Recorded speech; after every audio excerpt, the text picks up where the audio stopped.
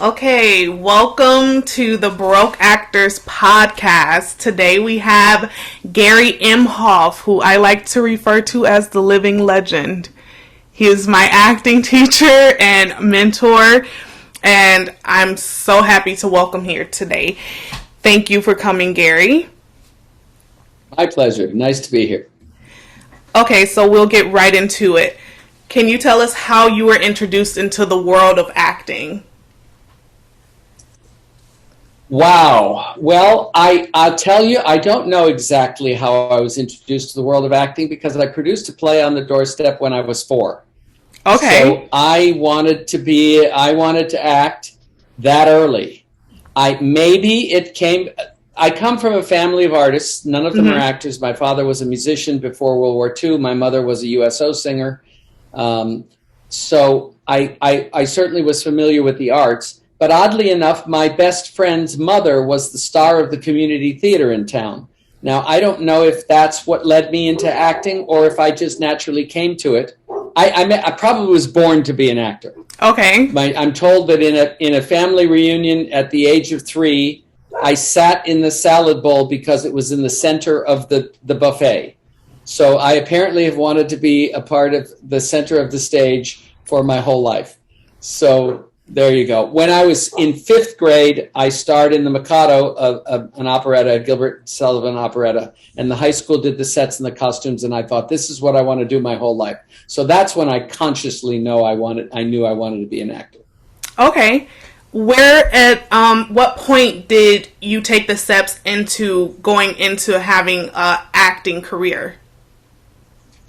Well, all along, I got involved in every play I could get involved in, or every musical. I also was a singer, and I trained at the New England Conservatory of Music at 15 on Saturdays in Boston. I went in all by myself on the train every Saturday and trained my voice, and then 2 years in college. So I was always Broadway was my first dream. I was always heading to Broadway, but I went 2 years at the New England Conservatory of Music, and then I decided I wanted to transfer to a more liberal arts college, and I got accepted at Princeton. But just 2 weeks before I was supposed to go to Princeton to start, my neighbor called me up and said, they're holding open auditions for cast replacements in Godspell, which was the biggest hit Boston had seen in 10 years. Okay. And she said, you should go. And of course, it made me immediately terrified. But I went, she's right, I should go. And I slept on it for a day. And then I went, no, I'm going to go down. Waited in line behind 450 people for 10 hours and auditioned, got a call back, had 6 callbacks. Wow. And signed my first production contract literally 6 days after my birthday when I turned 20. So that's when I officially entered the world of acting and my career. And that was in Boston still? In Boston. Okay. Then I did that show. Sorry, go ahead. No. I was going to ask, when did you move into the New York spectrum of... Yeah, what happened was the stage manager told me shortly after hiring me, you should be in commercials. I said, I know, that's why I want to be in commercials. He said, I know the best manager of juveniles in New York. Mm-hmm. I'll set it up with you. Fly in on your off day. We had Mondays off. And I flew in, met her. She threw a contract in front of me within 5 minutes and said, this is for your protection. If you don't want to work with me, you don't have to. Mm-hmm. Have anybody read it you want. She was my manager for 20 years and handled huge people at that time. Ralph Carter in Good Times, Irene Cara on Fame, Donnie Most on Happy Days. And I started flying in for commercial auditions on Mondays and Tuesdays. Sometimes I'd fly in the morning, do an audition, fly back, and do the show at night in Boston. Okay. Because they had a shuttle. They had a shuttle every hour going between Boston and New York, Eastern Airlines. And so I started doing commercials. My first commercial was a Coca-Cola commercial. They gave me my SAG card. They made me eligible for SAG. Okay. And then about 10 months into the run of the show in Boston, that stage manager had moved to the New York company. He'd taken over the New York company, and he called up and said, we have a different part opening up in the New York company. I'd like you to come in and do it. And it was the part I was really right for. The part I'd played in Boston was the one who sings All Good Gifts, which was great because I'm a singer and my voice was beautiful in that song. But the part I'm really right for is Jeffrey, who sings We Beseech Thee. And so I went to New York and played Jeffrey for another 6 months. So that's how I got to New York. And you started off with a manager before an agent? Yes. Well, in New York, at least at that time, I don't know how it works in New York now, but at that time you freelanced with agents. You didn't have to sign with agents in New York. Okay. So the moment I signed with her, she had 6 agencies who wanted to represent me. So they all represented me. So I had 6 people, 6 different agencies submitting me for parts. And the agency that got the audition first and called with the audition first is the one who would get that gig.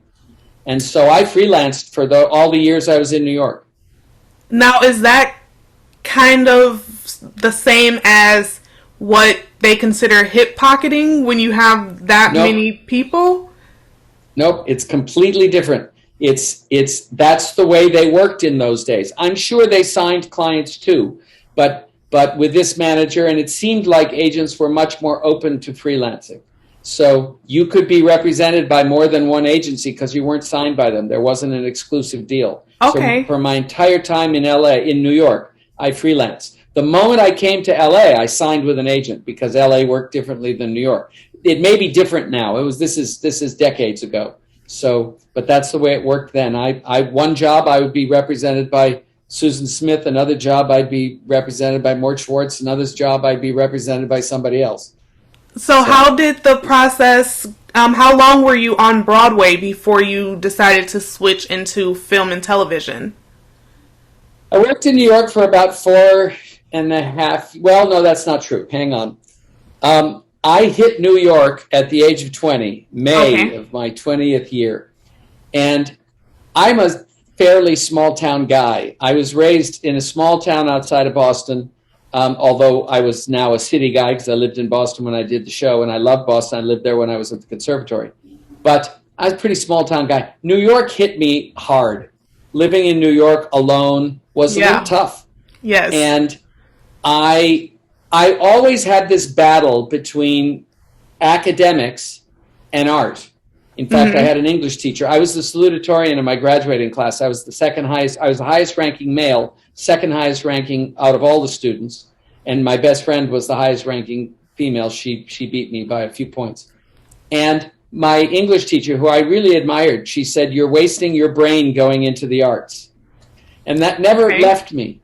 So I always had a desire kind of for medicine, kind of be a doctor. And so I also, when I went to the New York company of Godspell, the actors in Godspell had been doing the job too long. They didn't get along very well. We were in a much smaller theater with tiny dressing rooms, and we were all in one dressing room. All the men were in one dressing room, all the women. So it was not a pleasant experience. Okay. And I thought, is this what it's like as a business? I mean, the Boston company was like doing art for free, but getting paid for it. It was just glorious. But New York was tough. And being in New York was tough. And I was kind of lonely. My girlfriend was in Boston, and I decided to quit acting. You may not know this. I decided to quit acting, go to Princeton, and do pre-med.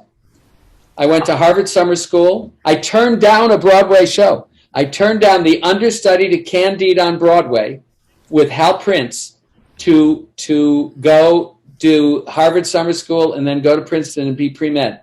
And it was kind of interesting because for the first time in my life, I didn't act at all. I'd been acting since I could speak. Right. And I didn't act for a year and a half. I starved myself. I went cold turkey. They tried to get me in shows at Princeton, wouldn't do it. And so I studied pre-med for a year, went to Harvard Summer School, which was great. And I kind of looked at that whole career.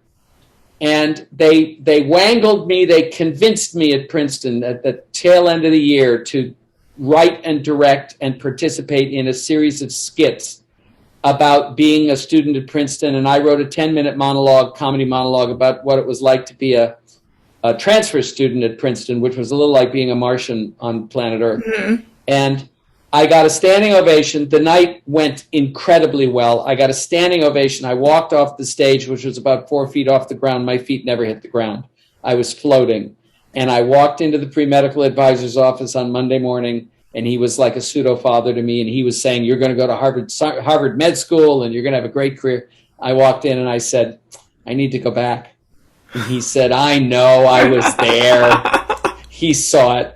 He was a great guy. And I finished my year out and then went back to New York. So then I was in New York for another couple of years. And so the whole total amount of time was about 4.5 years. Okay. And then my manager with a break called. in between. I had hired, with about a year and a half in between. Okay. I had been hired to play Charlie Brown in the original company, supposed to be original Broadway company of Snoopy, which was the sequel to You're a Good Man, Charlie Brown. And we closed out of town in Philadelphia purely because of legal reasons. It's too long a story to explain. Mm-hmm. But the show closed out of town. I was supposed to be out of town for 8 months, taking the show on tour before it opened on Broadway.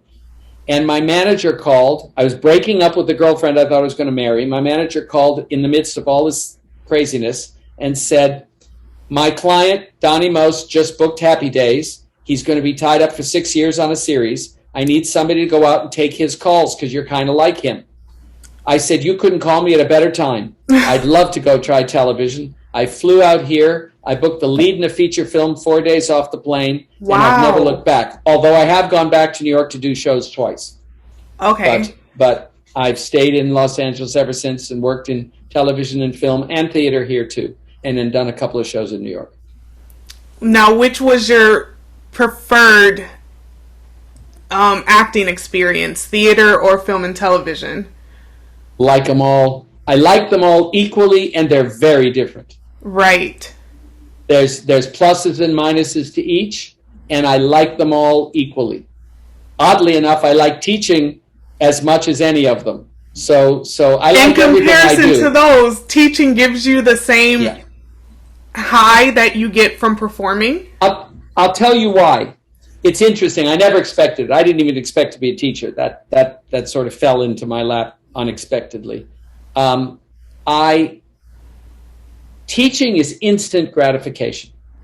Mm-hmm. And teaching, one of my main purposes in life is I love helping people. And I was a counselor at 15 on a drug hotline. It turned into a suicide, abortion, you name it, hotline. Mm-hmm. I then was a counselor when I was at Princeton, helping students with their various problems. And so I've always liked helping people. But the minute I sat in the teaching chair, I was not just helping people, I was helping artists, and they're my favorite people of all. So there's nothing like performing for a live audience. There's also nothing like being on a TV show or a film that shows to millions. It's incredible. It's an incredible experience, but it's very different. Mm-hmm. And so I like them all. But with teaching, you get instant gratification. And you're really helping someone develop and realize their dreams. And there's something very special about that. Well, so I like it all. I have not, I cannot tell you. I've done voiceover. I've done commercials. I've done a soap. I've done many television shows and many films. And I like them all equally. And I love that I do it all. Patrick Swayze was a dear friend of mine. We call him Buddy. That was his nickname. He came up to me one night in acting class. That's where we met. We were friends for years.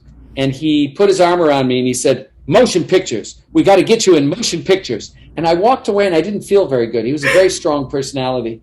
We loved each other, but he was a very strong personality. I didn't feel good for about 2 days until I woke up in the morning and I went, that's his dream. That's not my dream. That's his dream. And he, of course, he put forth that dream and realized that dream beautifully. But my dream was more to do what I've done, which is to do all of it. Right. I love that I've done some voiceovers. I love that I've done 45 commercials. I love that I've done television. I love that I've done film. I love it all. And I love that I teach. So where was your family in the midst of all of this? Did you have their support backing you through all these decisions? It looked like I had their support. As it's developed, I realized they were trying to support. My father's the one that had the most difficulty. I think my mother was very supportive. My brother was a rock drummer, and then he became a rock manager, and then he left the business. He didn't like the business. He went back and became a mortgage broker, and now he's retired. My sister was a beautiful singer and musician, but she never thought of it as a career. My father, because he really was and wanted to be an artist, he loved playing trumpet. He played in big bands before the war. He looked like he was supporting me, but I have to say along the way, he would say and do things that other people might go, that's not really support. It's somebody trying. And then he said to me once when I was in Godspell, I was going to say starring in Godspell. We all starred in Godspell. Yeah. Everybody had about the same size part, except Jesus. Jesus, of course, is the star. But he said, after drinking a little too much one night, he said, I never thought you could do it. Oh. And that hit me and stuck with me for a long time. And it took me years to figure it out. And I went, oh, he never thought I could do it because he decided to quit. And people have a tendency to look at the world through their eyes and through their own reality. And his reality was art is too hard. You have to get a real job. You have to get a solid job. And he became an accountant. And so I went, of course he never thought I could do it. So I have to say he did a pretty good job of looking like he was supporting me. Okay. Meanwhile, he was thinking, I don't think he's going to do it. Mm-hmm. But he used to say something to me, which is funny. I said this for the first time in teaching recently. He used to say whenever I'd come home flying off the walls because of a great rehearsal or a great performance, he'd say, get off your tippy toes, Jer. He always called me Jer. I don't know why. But he said, get off your tippy toes, Jer. And I realize he was kind of warning me that there was going to be a big loss here when I find out I couldn't do that. I didn't realize that was the subtext of what he was saying. But he was basically cautioning me that there was great pain ahead and I was going to have to quit because I wasn't going to make it. And I look back on that now and I go, oh yeah, that was his reality. But I never realized it. I just thought he was being kind of ornery in those moments. And maybe I was a little obnoxious. I have to say, when I'm that excited after a show or something, I'm probably loud and obnoxious and don't stop talking and things like that. So, but other than that, certainly the neighbors. I had a woman who worked on the high school production. She was kind of a local actress. She directed me in a play in the community theater. She was lovely. She said to me when I started in Oklahoma in my sophomore year in high school, she said, you have it, whatever it was. She said, you have it. And she was very encouraging. A number of people were. My family was pretty good. It got to a point where we had to meet one day. I was having a nice career and they'd all quit art or chose not to do it at all. And I had a meeting with them one day and it was the best meeting I could have ever had because there were some conflicts. And I said, look, you guys don't really understand how I can do what I'm doing because you all chose not to do it. Mm-hmm.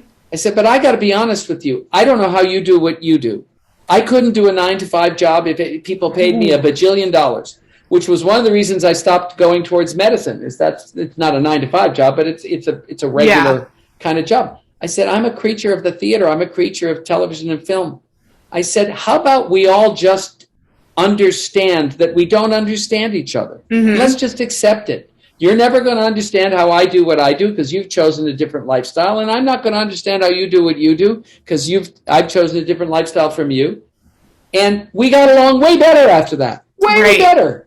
We just agreed to disagree or agreed to not understand, and it was very helpful.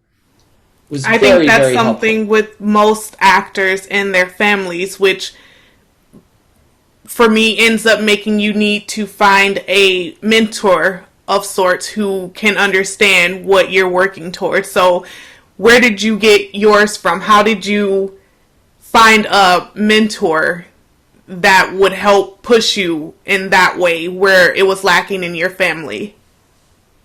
Well, ultimately, I had the friend of a girl I did a summer theater, the mother of a girl I did a summer theater show right out of high school. Kind of adopted me for a period of time, was kind of an advisor. She was my early mentor. And she said, you were born to sing. I've never forgotten it. Oddly enough, her name was Jim. I've never met a woman whose name was Jim, but her name was Jim. And never forgotten that. But she said that's why I hung on to that. I hung on to what the woman in high school told me.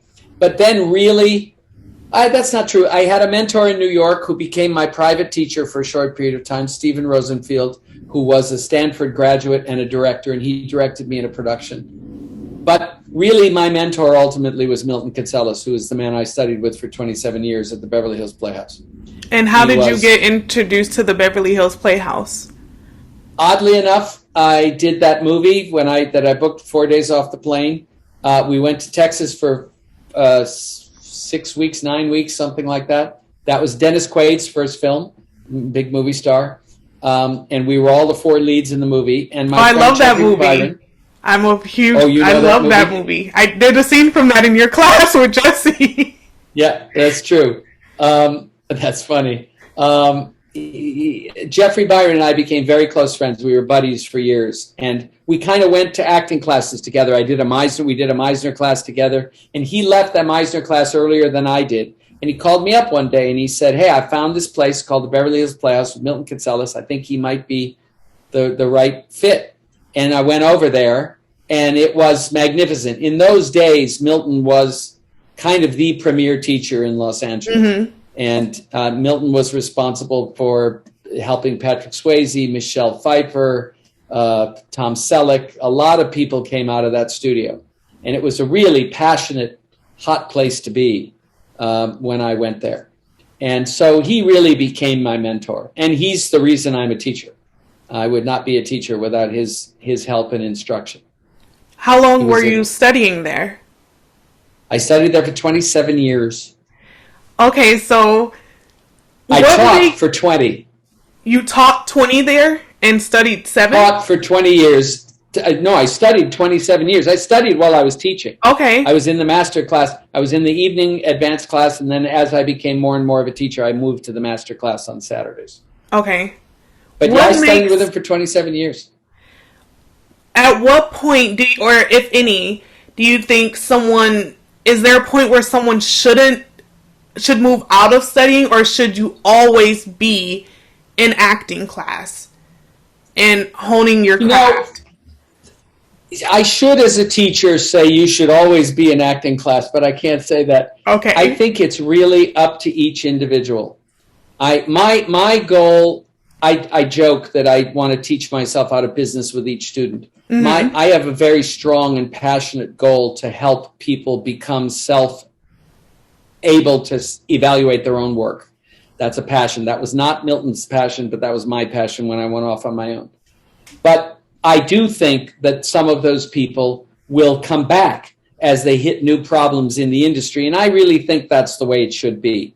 However, if someone needs to keep their creative juices flowing and needs to keep the engine well-oiled and well-running all the time, then you should be in an acting class, because jobs are sometimes sporadic. Sometimes there's long times in between. The best way to keep things running and well-oiled is to get back into acting class. So ultimately, I think it depends upon the situation and it depends upon the individual. Okay. How do you think people should go about choosing what acting class is best for them? Wow.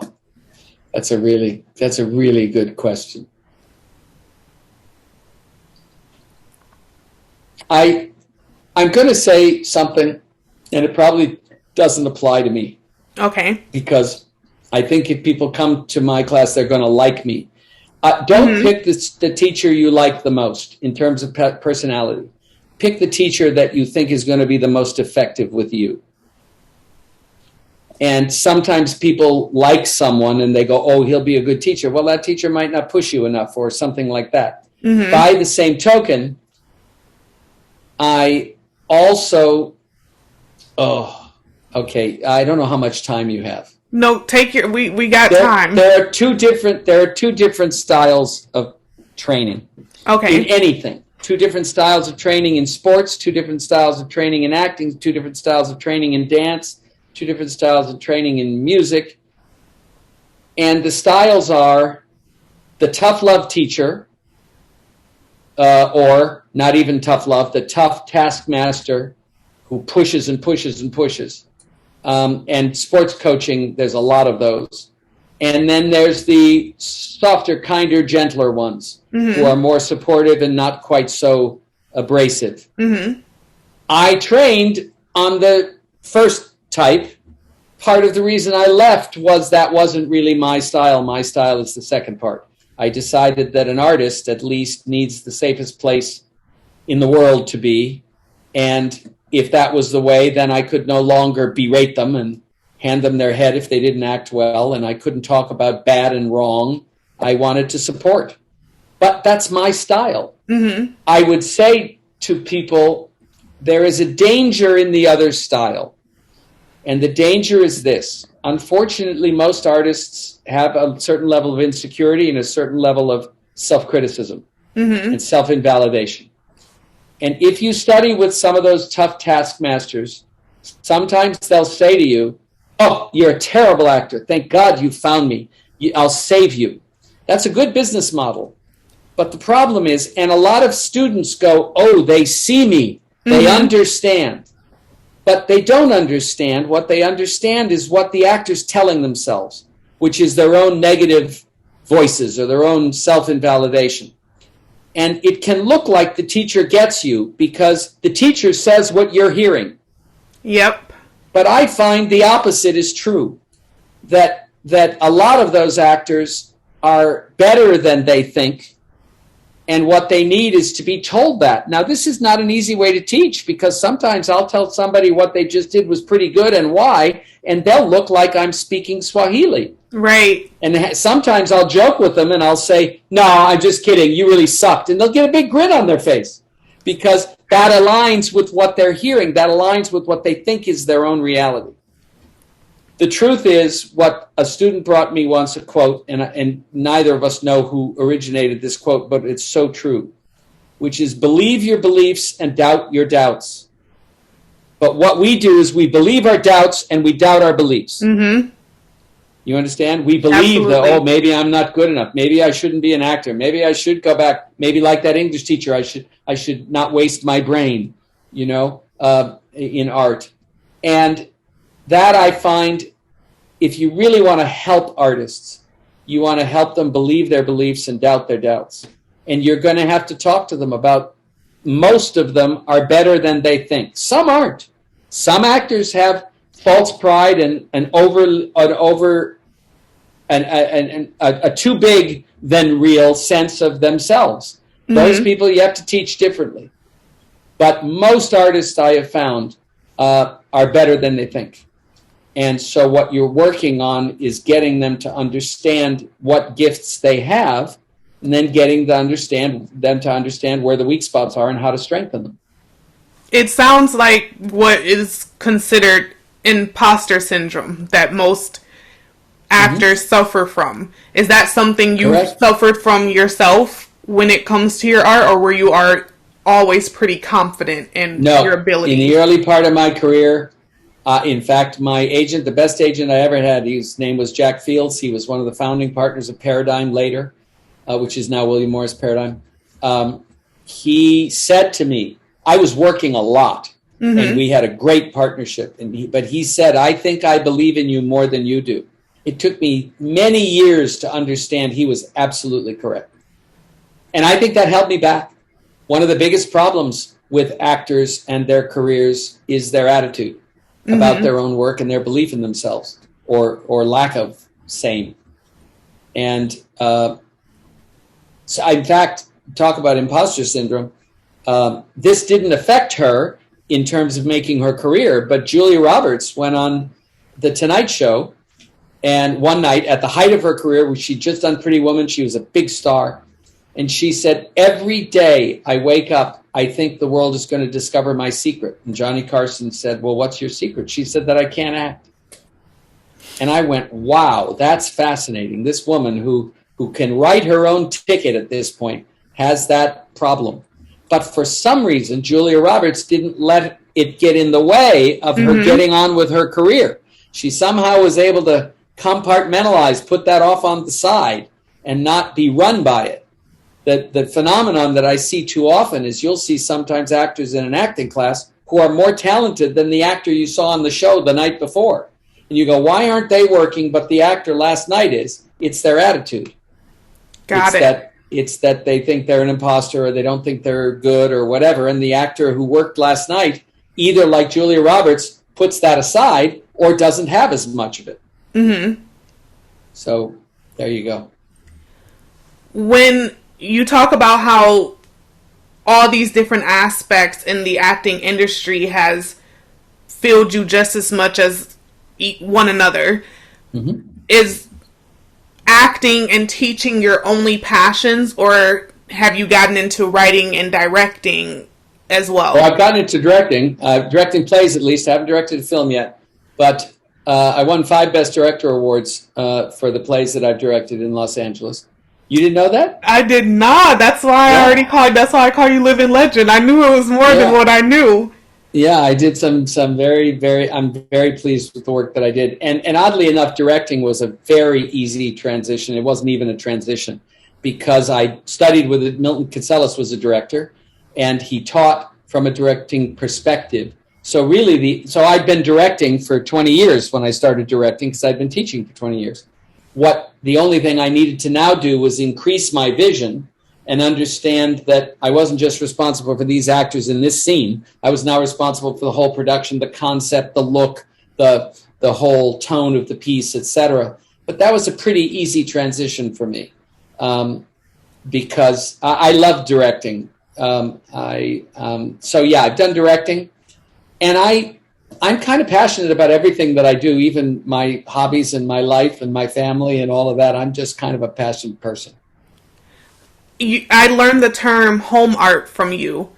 Yeah. Can you explain what home art means? Yeah, I kind of made it up. It's just something I've observed in myself and then in others.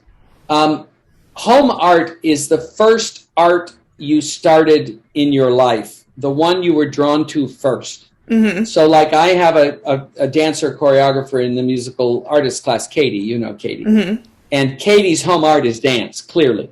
That's where she lives. That's where her heart lives. Oddly enough, I've concluded that my home art is singing because I was singing before I was acting.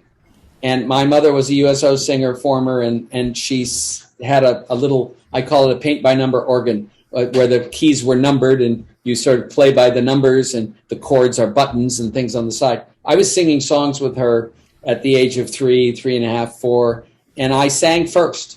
And singing is the art that I do the most easily, the least I question. Like, I don't question when I go to sing a song. I don't question my choices. I don't question anything. Mm-hmm. In the early days of acting, I questioned everything. Now, I've learned how to act like I sing, and I've used that. But my home art is singing. And for some people it's acting, for some people it's dance, for some people it's music. Some people's home art is painting. Right. You know, you know some actors who are lovely, wonderful painters. Painting might actually be their home art. You want to know Patrick Swayze? Most people don't know this. His home art was dance. He was going to be a ballet star. His mother was a dance instructor, right? He grew up in her ballet class. He met his wife, Lisa, in that dance class. They were together since they were 16. And the only reason he turned to acting is he blew his knee out in ballet, and acting was a second choice profession for him.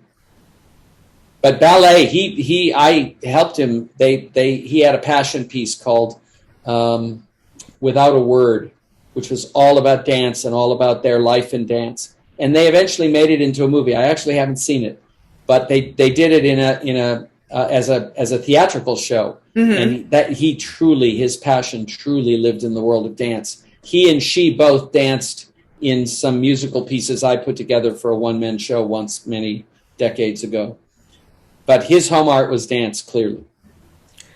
How does an actor who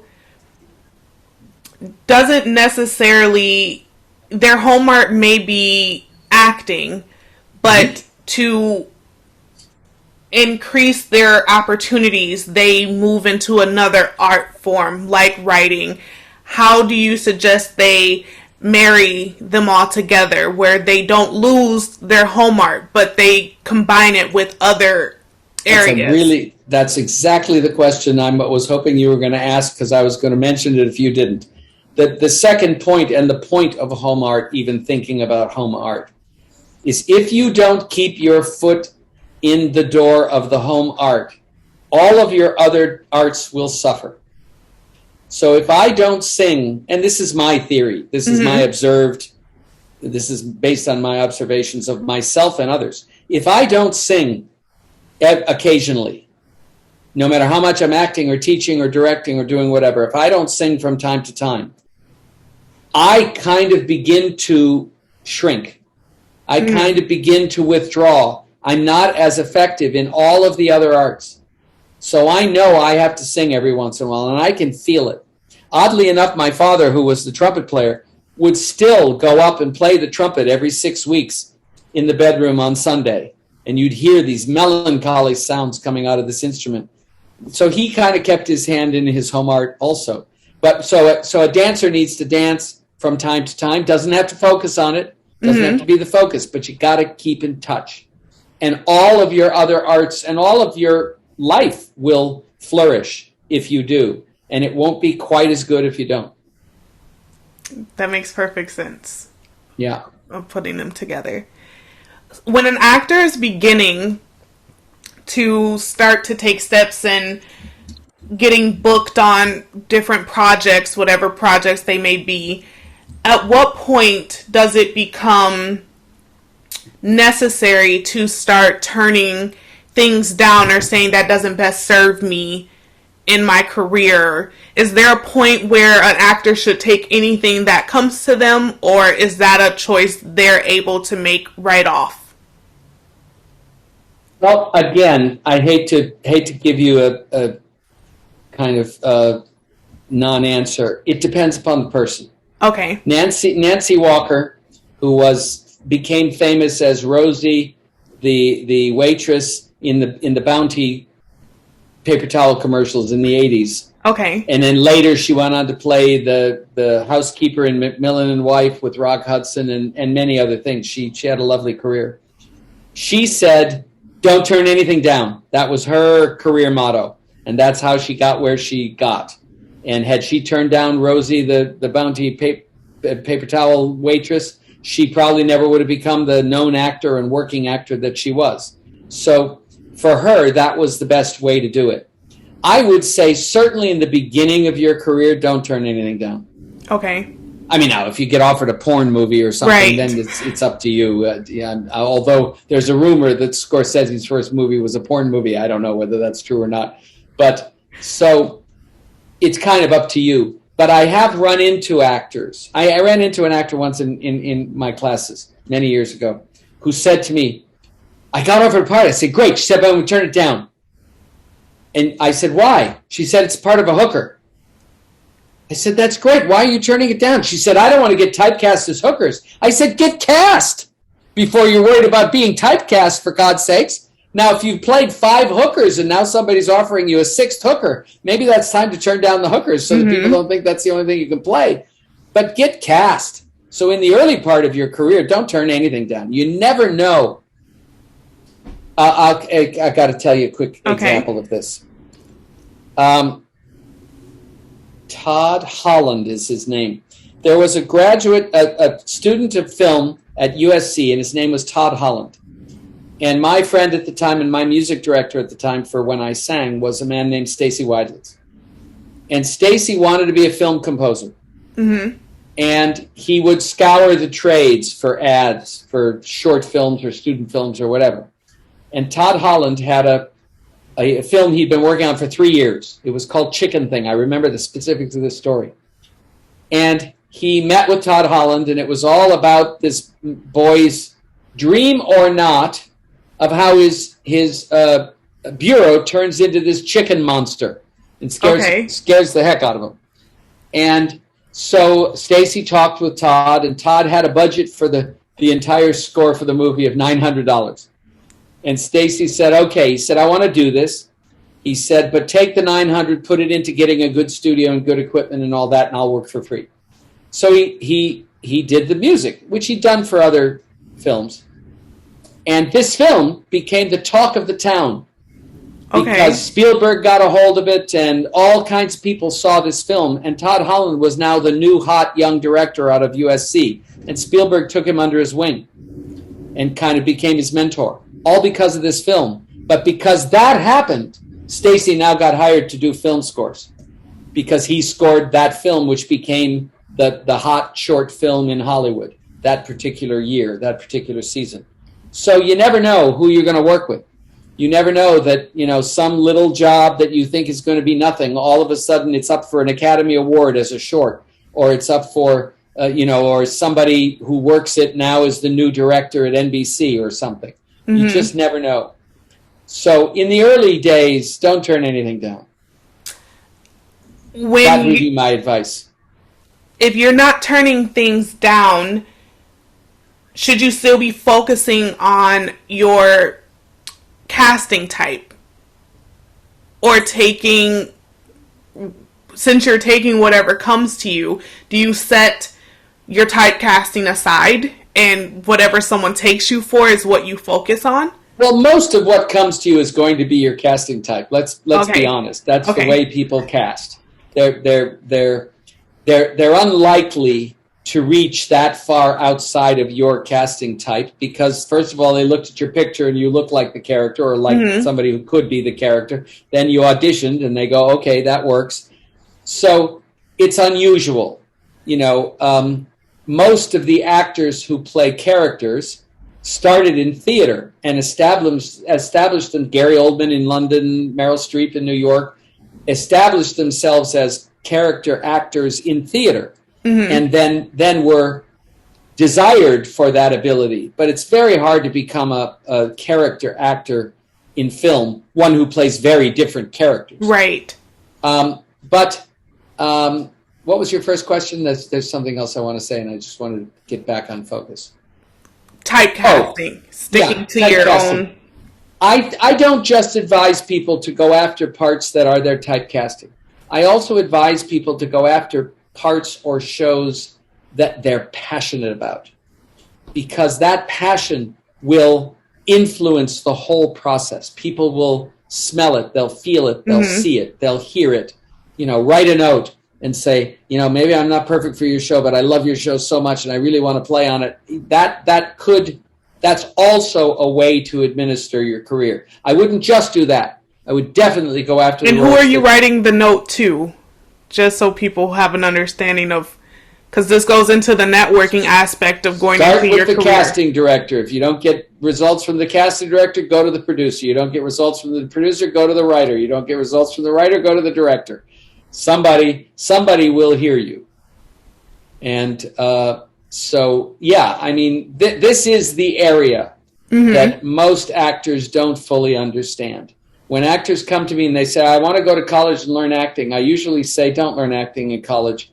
So you're going to learn acting far, far more easily and better in a professional acting class. But if you want to go to college, study marketing, study business. Yes. Because in communications.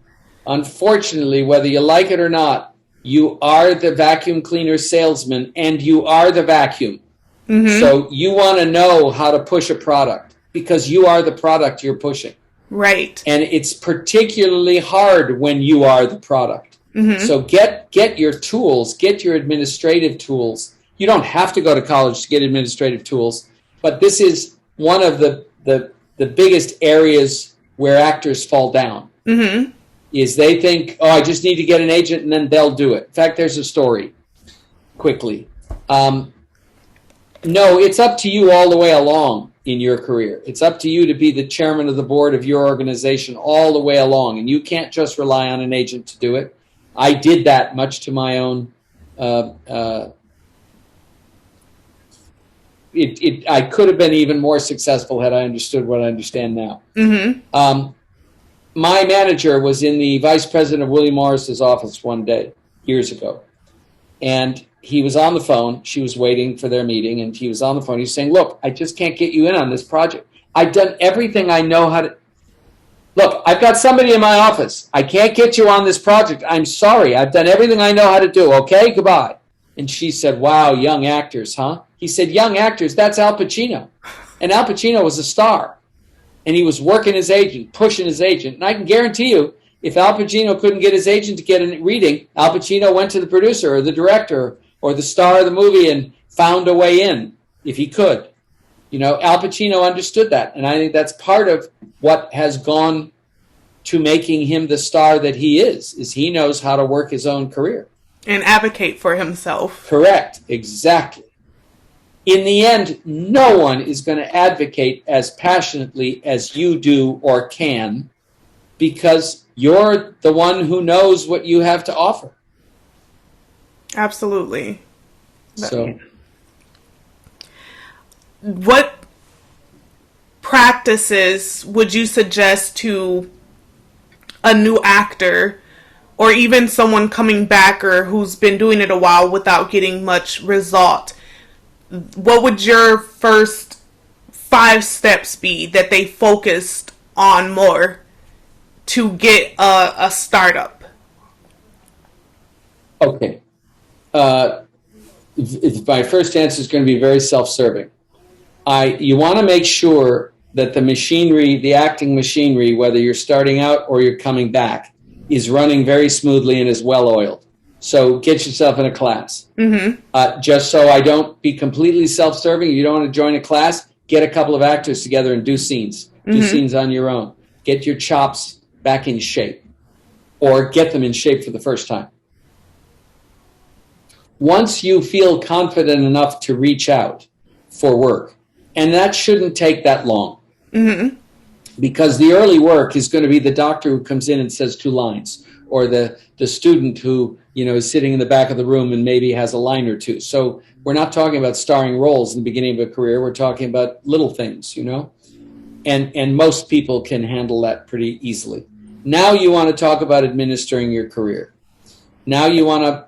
One of the things I like to do is tell actors to ask everyone who's attached to the business and get as many opinions as possible, because there is no formula.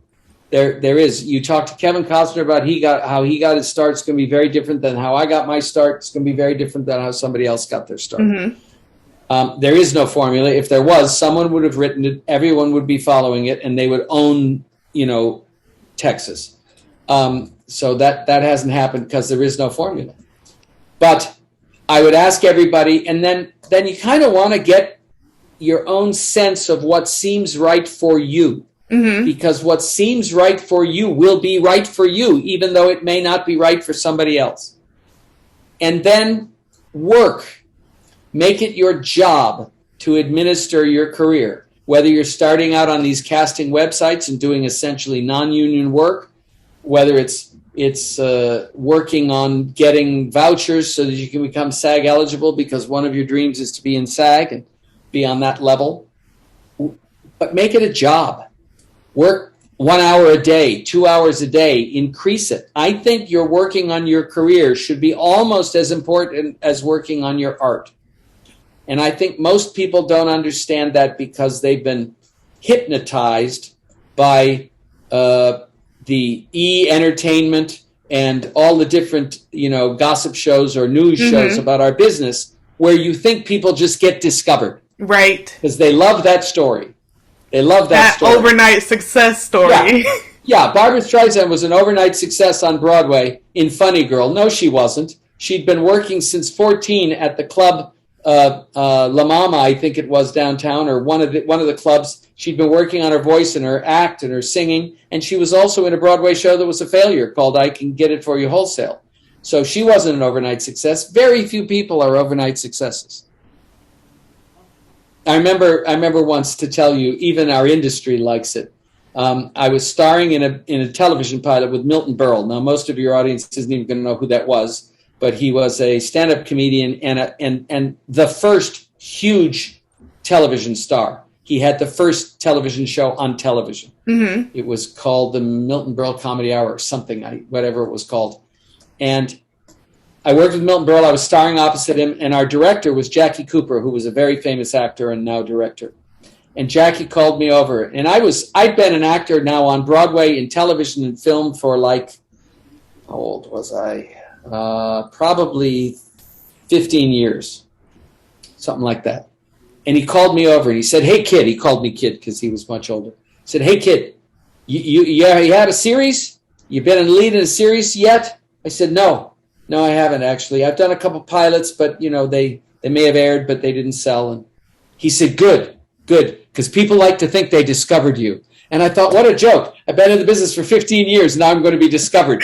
But that's kind of, people like that. They like to say, I was the one who gave him his start, And Carol O'Connor in All in the Family got his start at 55 years old. You'll see him in a Star Trek episode as a character actor. He did a lot of roles in television, but guest stars. He never had a regular role until he was 55 years old. And then he had an incredible career, winning all kinds of awards and doing a number of different series, All in the Family and In the Heat of the Night. But, he got his start. He got his big break when he was 55. But he had a great career before. That's just, people didn't know it. He was one of those faces, you don't know the name of that actor. Yeah. So, but make it a job. Make it part of your daily work, because it's work. It's sales. You've taught us a lot about gradients. Yeah. And making sure we celebrate things that happen at a gradient without putting so much pressure on what's not happening. Yeah. For us. Well, I use gradients in everything that I do. So when I say spend an hour a day, if you can't spend an hour a day administering your career because it's too hard to confront, spend 5 minutes. And then the next day, spend 6. And then the next day, maybe you move it up to 10. Work it up. If you work in little steps and kind of celebrate and appreciate what you have accomplished. I mean, maybe you can only write one letter or one email. You can only confront one email. Well, good. Confront one email and then celebrate it. Have a nice cappuccino or a cookie or something and celebrate that. And then the next day, you'll feel so good about having done that one letter. Maybe you'll write 2 that day. And you'd be surprised how in a very short amount of time, you will start to accumulate a lot of work. I learned this lesson early. When I was in high school, I wanted to run. I don't know why I wanted to run. I wanted to run. So every time I would go to run, I'd go out and I'd run for 20 minutes. Well, you don't run for 20 minutes when you haven't run and you're not in shape. Right. What happens is your muscles seize up, you're in pain, you can't even get out of bed the next morning, and then by the end of the week, when you've recovered, you've forgotten that you want to be a runner. Every time I would do that. So what happened is I was on a weight loss program, Jenny Craig, believe it or not, and they said, you got to walk. And you want to get up to walking an hour a day. Okay, I got up to walking an hour a day, and one day, every day. And I loved it. And I was bored. I went, well, and this was way later. And I said, well, let's run. I said, okay, I'm going to run for 30 seconds, because now I understood gradients. Okay. I ran for 30 seconds and forced myself to stop. I wanted to run a little more. I went, nope, I'm going to stop.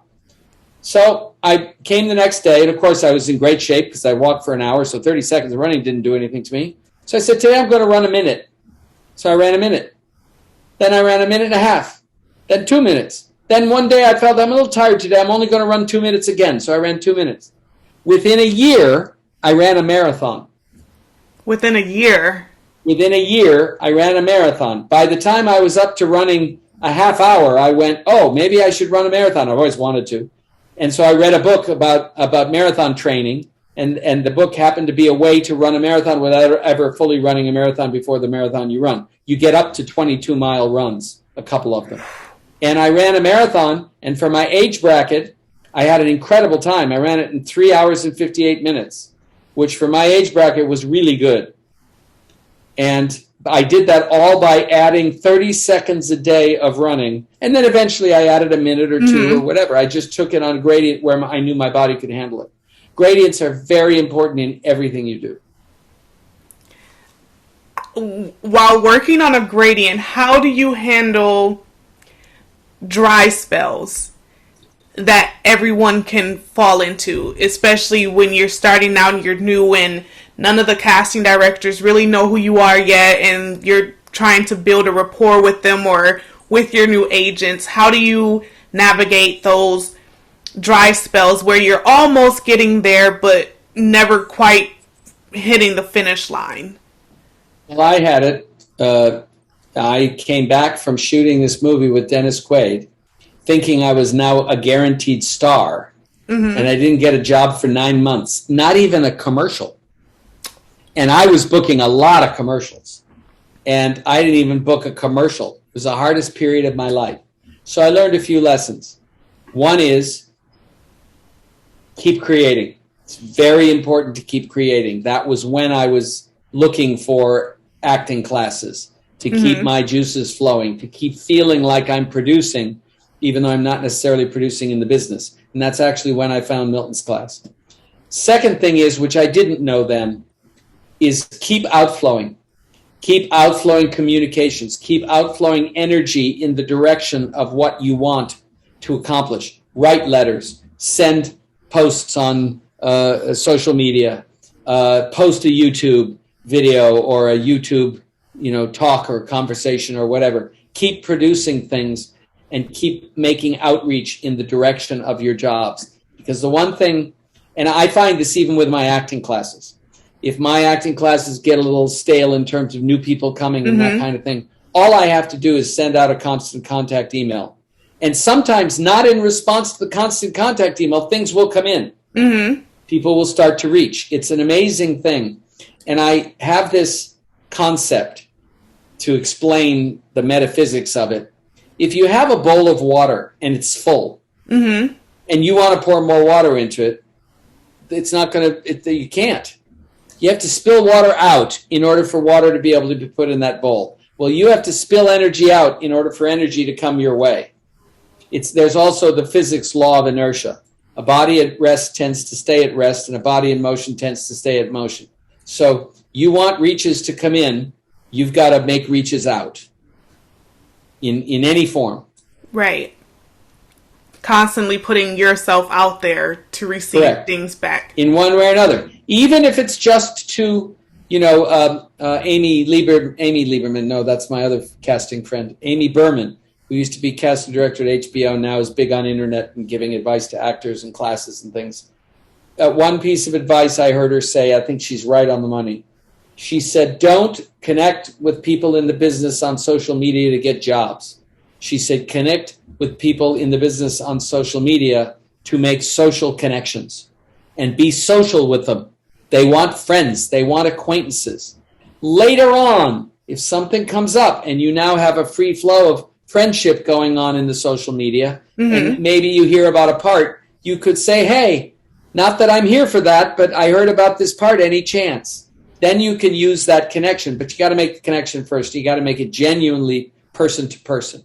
So even outflowing social communication with casting directors, because you never know that there might not be a part on their desk that week, and they look at that social media come across their phone or their computer, and they go, oh, she's a black actress. She's got beautiful eyes, and I have a black actress with beautiful eyes described here in this piece. Let me type her. Do you act? Oh, yeah, you do? Oh, you want to read for this part? I mean, you never know when that's going to happen. So that can be outflow also.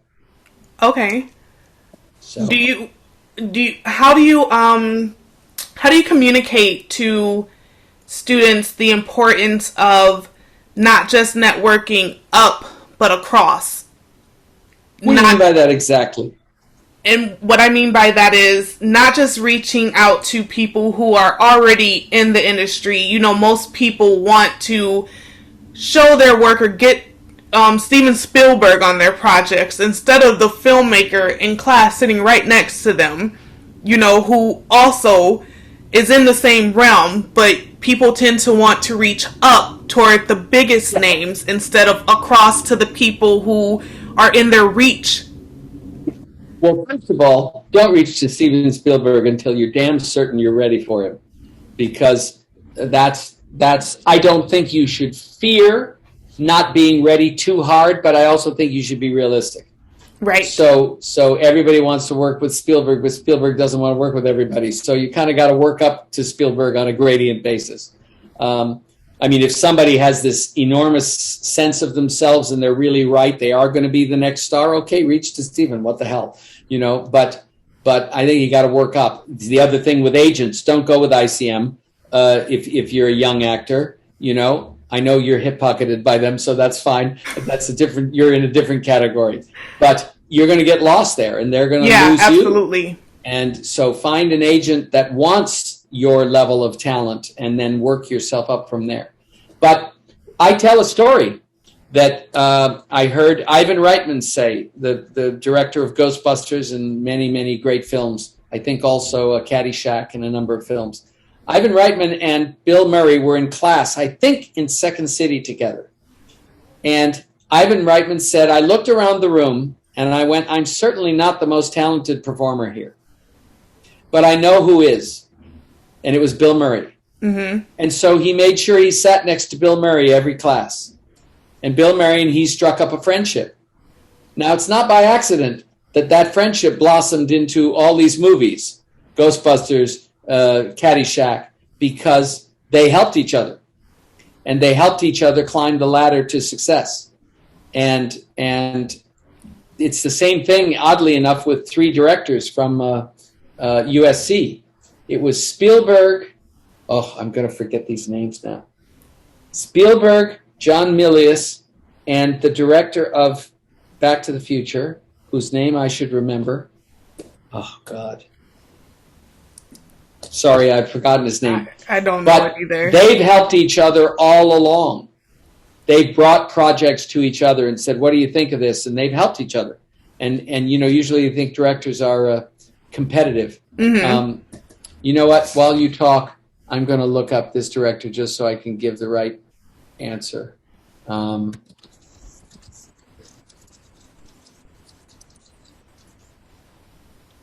Zemeckis. Okay. He's done many, many wonderful films. But he and Spielberg, and I think it's Milius, and might be one other director that I'm not remembering.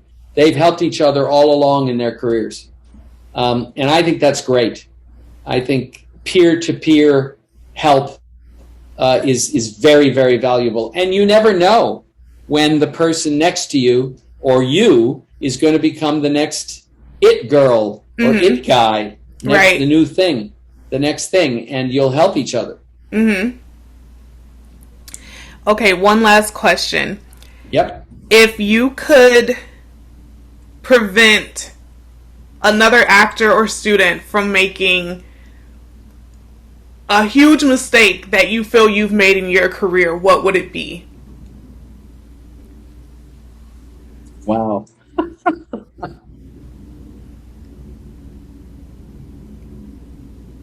I have to tell you, can I tell you a story to answer this question? Yes. And the advice would be, don't make decisions out of emotion and don't burn bridges, which you have a tendency to do in emotion. Mm-hmm. This is the story. When I had an interesting acting career. I'm actually returning to acting now, but I left acting in order to direct. And I kind of did everything I wanted to do as an actor for a period of time, and now I'm kind of interested in playing around again. But I had an interesting career because I played high school kids till I was like 33 on television. Well, I now understand all child actors, because you don't wake up one morning and you're an adult. You just wake up one morning and you're an old-looking kid. Okay. And people don't want to hire old-looking kids. Right. This was a problem in Mickey Rooney's career for a long time, because I worked with Mickey, and he was 5'2". And because of his size and his energy, you know, those of us who play young people for a long time, we have a youthful energy. Mm-hmm. We usually have a youthful voice, and I still do, you know, and I'm way older. So the lead agent in Jack Field's office, and Jack didn't do day-to-day agenting. He sort of sat above and handled the stars and came into things when he needed to and gave advice, but he wasn't the hands-on agent, even though we became very good, very dear friends. The head agent that had newly come to the office had a meeting with me one day, and he said, I can't push you as an actor any longer. He said, I'll lose my credibility with the other casting people because you're in a bad category, a bad place in your career, and I can't help you. Well, I walked away from that meeting not very happy. Mm-hmm. And thinking, what use is this guy to me? So I talked to my manager, my great manager, and I think we both made an error. And she said, oh, well, we'll just get another agent. And I said, great, we'll go to another agent. So I decided Monday morning to walk into Jack's office. Now, Jack and I were friends. Jack loaned me his place in Palm Springs to go vacation, and we were friends. He took me to functions. He was responsible for me meeting Cary Grant at a fundraiser and all kinds of things. He was a very beautiful, beautiful, caring man. And I walked into Jack's office and I said, I have to leave. This is what happened with Michael. And I don't know how I'm going to work with him. Now, Jack was a Jewish Maoist. He'd studied the teachings of Mao, even though he was Jewish. And he was very much into peace and love and all of this. And he said, well, I understand. That's too bad, but I understand. Be well. Oh, and wow. That was the stupidest mistake I ever made. Stupidest. What I should have done was I should have gone to Jack and said, Jack, I got a problem. I love you. I don't ever want to leave you as an agent. He's the best agent I ever had. I never had an agent as good as he was after that because it was the wrong choice. I should have gone, Jack, we got a problem. What are we going to do? Michael says he can't represent me, and he's your head agent. There are two other agents in the office. What can we do? Can you come in on this? Can you help? Or am I just going to have to eat the fact that I'm not going to work for a little while? Is he right? Oddly enough, the coda to the story is Michael, within a year or two, ended up stealing 9 of Jack's top clients, going to another agency, and ended up being one of the first people in the industry to die of AIDS. So how do you like that? Would that make a movie or what? So, but by that point I'd left. I was with another agent and happy at the time, although they never were as good as Jack Field. But that was a huge error. So what I want to say, and it was out of emotion. It was out, I was pissed, excuse my French. I was angry at this guy. I thought he didn't handle it well. Who cares? I should have gone to Jack. I shouldn't have even gone to my manager. I should have gone to my friend. You know, my manager supported me. She got her nose out of joint too, which probably was because I had my nose out of joint. And like a mother, she was protecting me and going, you're right. Let's go get those guys. Stupid. It was a stupid, I've made very few stupid moves. That was a stupid move. And it was done out of emotion, and I burned a bridge. And I didn't talk to Jack Fields for, God, probably 20 years. And he went on to form Paradigm. I mean, Paradigm could have been my agency. And I called him one day, finally, I got up the courage, and I went, I've got to repair this. And he was kind of in semi-retirement. Once they formed Paradigm, he had an office, but he kind of was in semi-retirement. He was considerably older. And I talked to him. We had a nice talk, and he ended up dying a year later. So I was really glad that I did it. But it was a little bit uncomfortable because it was just I made an error, and I burned a bridge, and I broke a friendship that I never should have broken. So I would say, in terms of burning bridges, keep your relationships. Don't drop your relationships. No matter how big you get, don't drop your relationships. Keep a hand in the door. Maybe you're so busy now you can't be best friends anymore, but you keep your hand in the door. Jeffrey Byron and I still communicate from time to time. And we made that movie 40 years ago. Wow. And so you want to keep your relationships. And that was a hard-won lesson. That's a great place to end there. Now that's a mouthful right there. Yeah, that is. A great lesson. This has been great, Gary. I'm so glad that we have you here today. My pleasure. Thanks for asking me. And you're doing in-person as well as online classes. Yes, ma'am. At the moment, correct? Yep, in acting and acting for musical artists, which is the other thing that I do, because it's where I started. I teach singers how to act and actors how to act in their singing, and their voices improve without even technical training. It's pretty amazing. I never expected it. So I have 2 different types of classes. I have them online and in person. And you also do private coaching? I do private coaching. Yep. And where can people contact you? Well, there's my website, www.garyimhoff.net, We're on Twitter, Instagram. I now have a new YouTube channel, which I just uploaded the first video, thanks to your help. What else do I have? And Facebook. Two Facebook sites and 2 business Facebook sites.